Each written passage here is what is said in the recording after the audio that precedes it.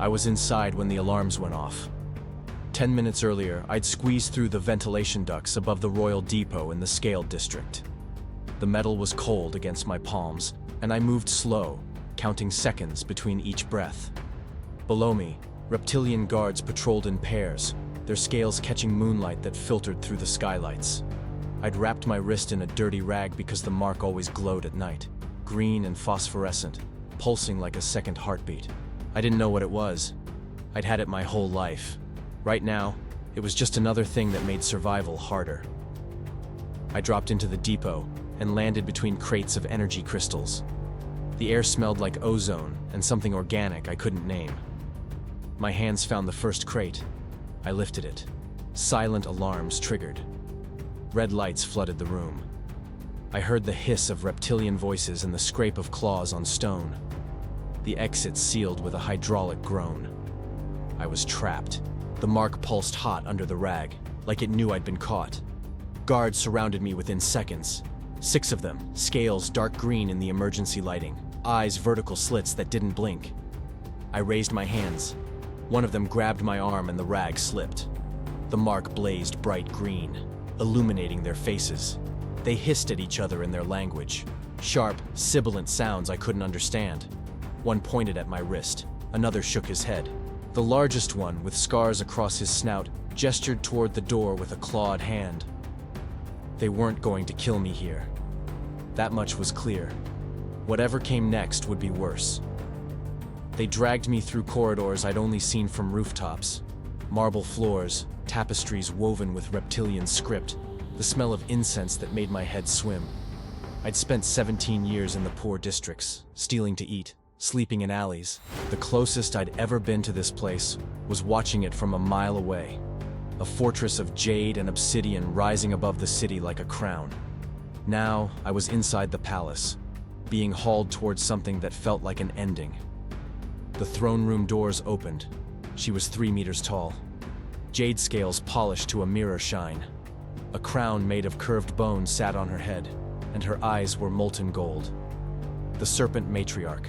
She sat on a throne carved from a single piece of obsidian, and when she looked at me, I felt the weight of it in my chest. The hall was full. Nobles in ceremonial robes, soldiers with spears at attention, advisors whispering behind clawed hands. All of them reptilian. All of them staring at me. "Execution!" the matriarch said in a voice that echoed off the vaulted ceiling. "Public, for invasion of royal property." A guard stepped forward, blade raised. The steel gleamed under torchlight. I lifted my hands in surrender. The motion made the rag fall completely. The mark pulsed, green light washing over the matriarch's face. She froze. Her pupils dilated. For 1 second, her scales rippled like water disturbed by wind.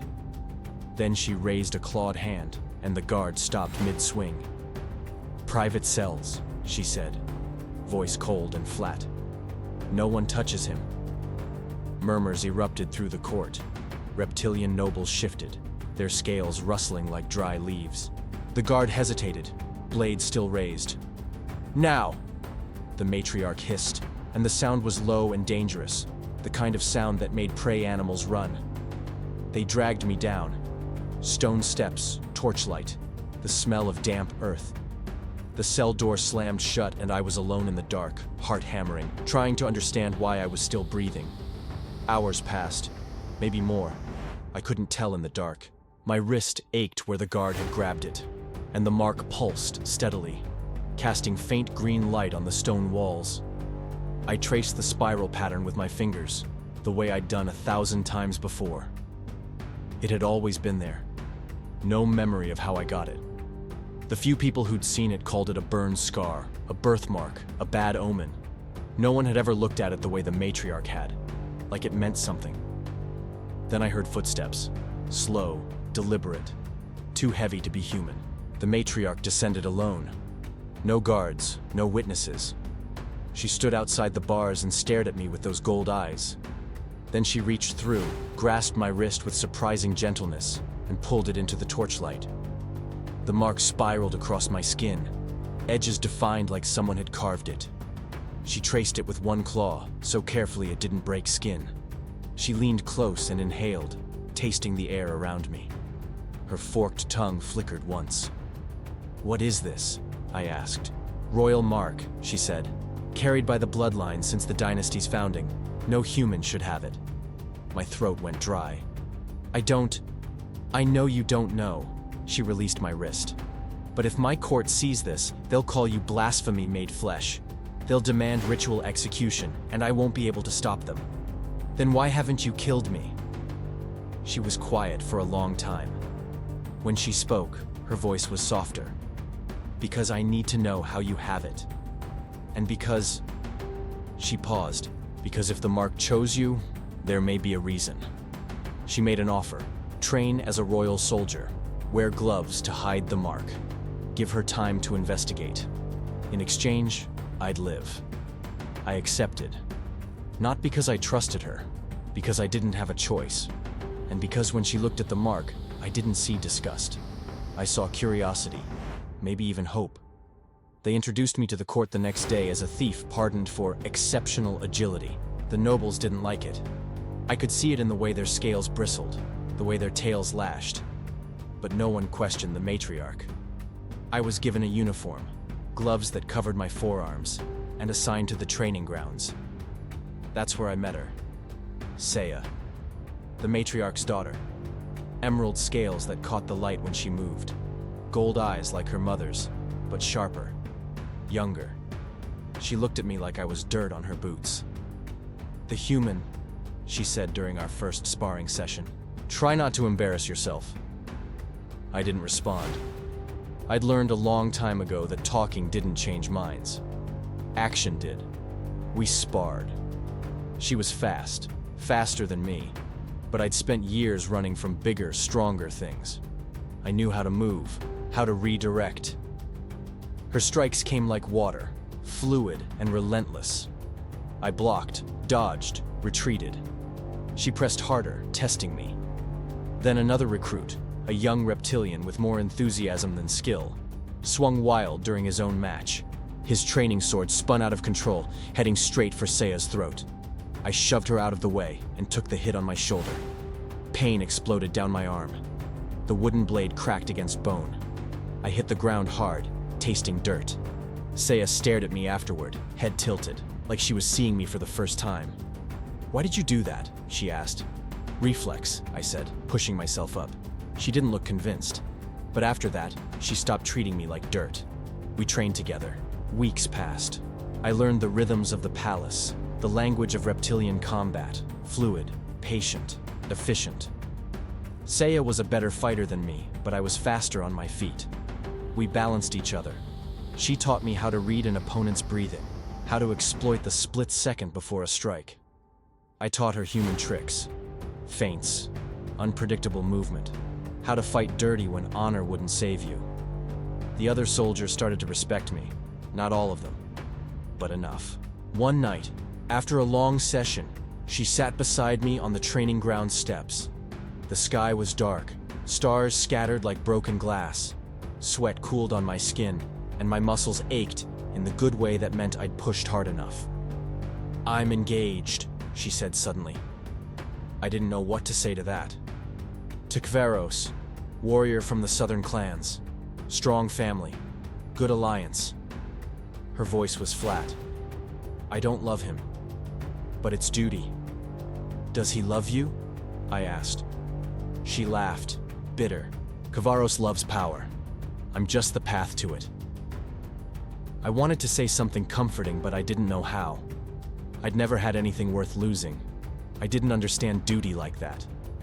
Then her eyes dropped to my gloved hand. "You always wear those," she said. "Cold hands," I lied. She didn't push. Not then. But a week later, during a sparring match, her claws caught the edge of my glove and ripped it clean off. The mark blazed in the afternoon sun. Saya froze mid-strike. Her weapon clattered to the ground. She stared at my wrist, then at my face, then back at the mark. Her scales shifted color slightly, a pale wash of shock. "How do you have that?" she whispered. Everyone else was across the yard. No one had seen. I could lie. I could run. Instead, I said, "I don't know."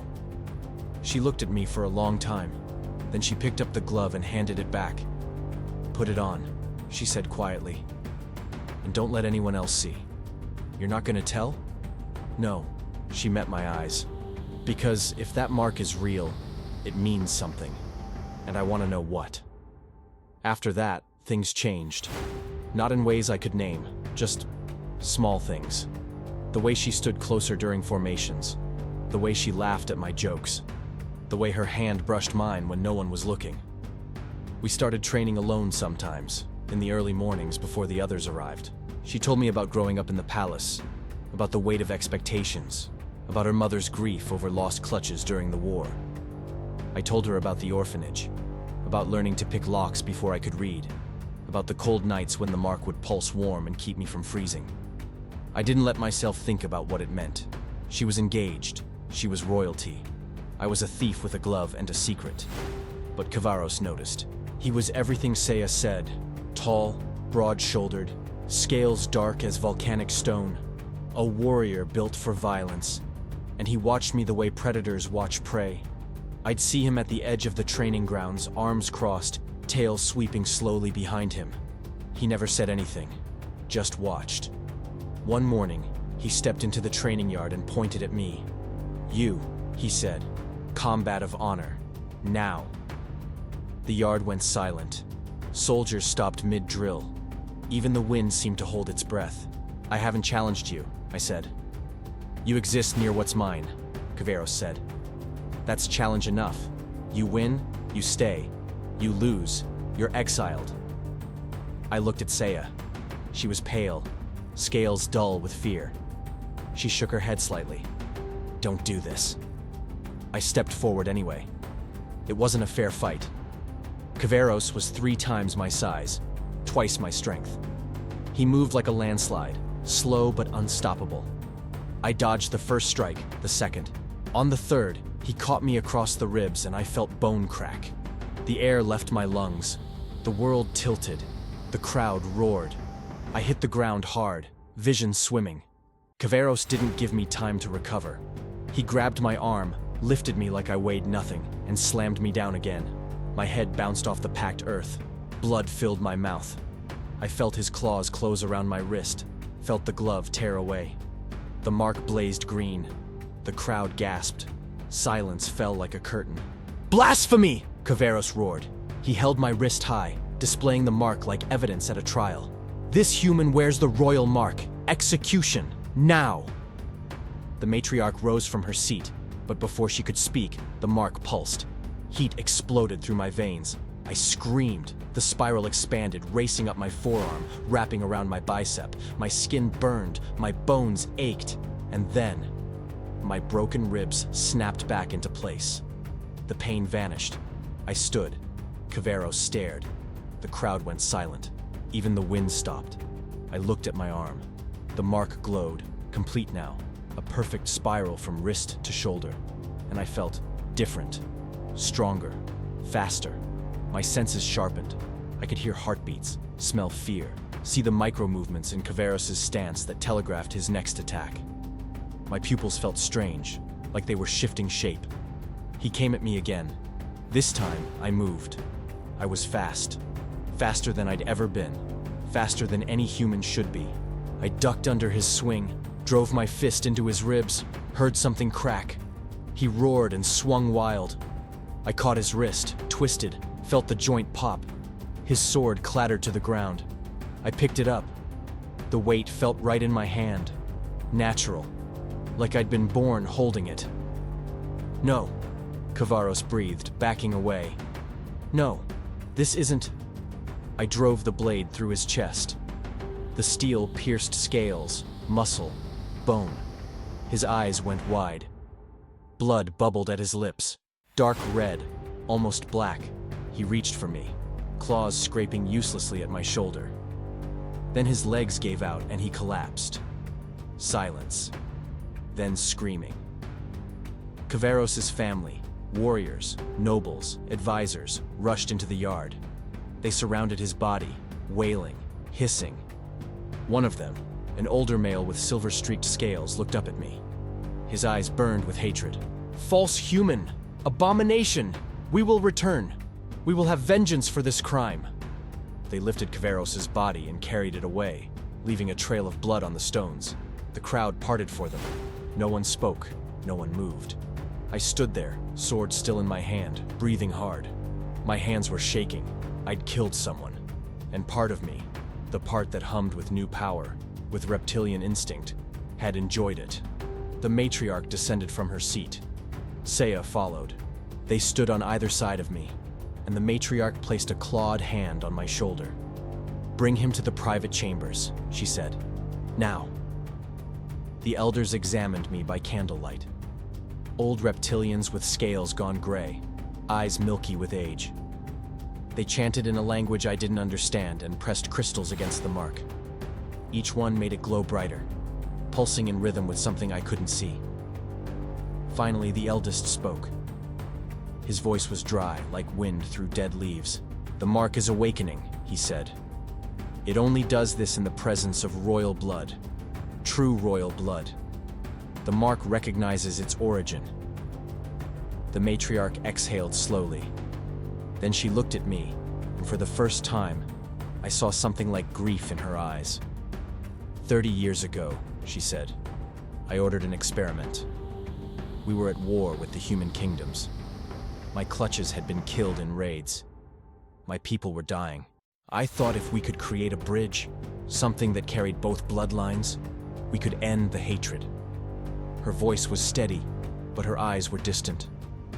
We used the blood of the ancient founders, the first matriarchs, the oldest, purest line. We tried with dozens of human infants. Only one survived the process. My chest tightened. My mouth went dry. Dissidents stole the child before I could recover him. They believed what I'd done was abomination. They burned the laboratory, killed the scientists. I thought the child had died in the chaos. She reached out and touched the mark with one claw. "But you're here. You survived. And the mark knows what you are." "What am I?"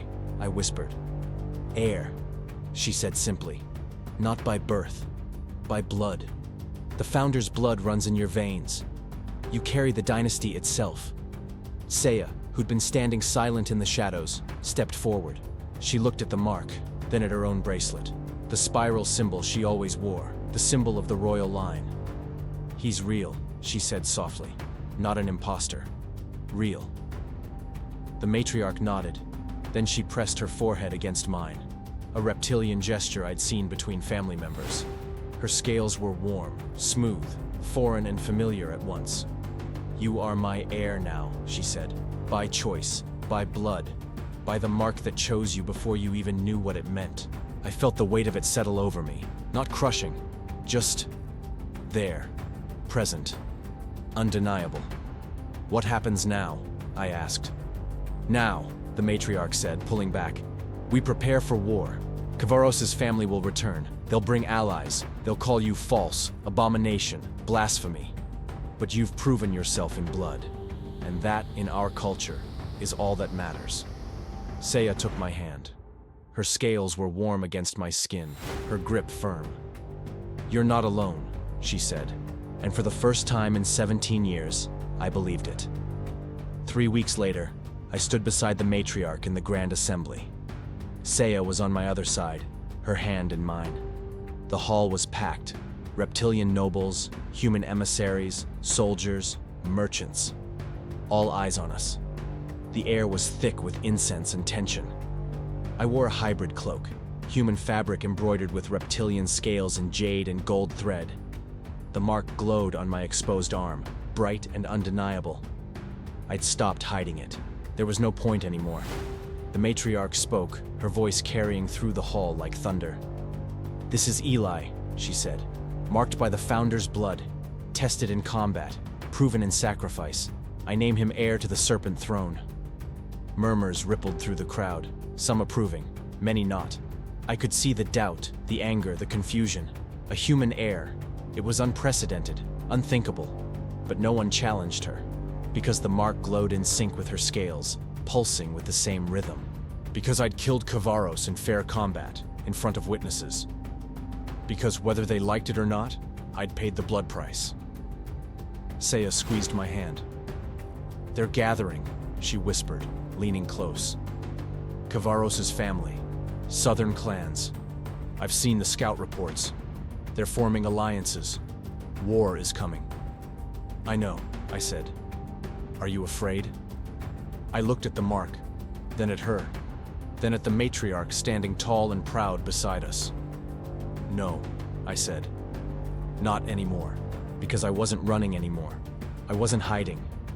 I wasn't the orphan who stole to survive, who slept in alleys and wore rags to cover the one thing that made him different. I was marked. I was chosen. I was home. And when the war came, I'd be ready."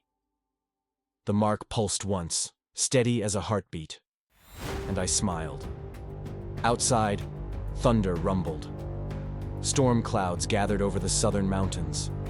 In the distance, I could almost hear the drums of war beginning to beat, but I stood here, hand in Seiya's, the matriarch's heir, and I wasn't afraid. For the first time in my life, I belonged.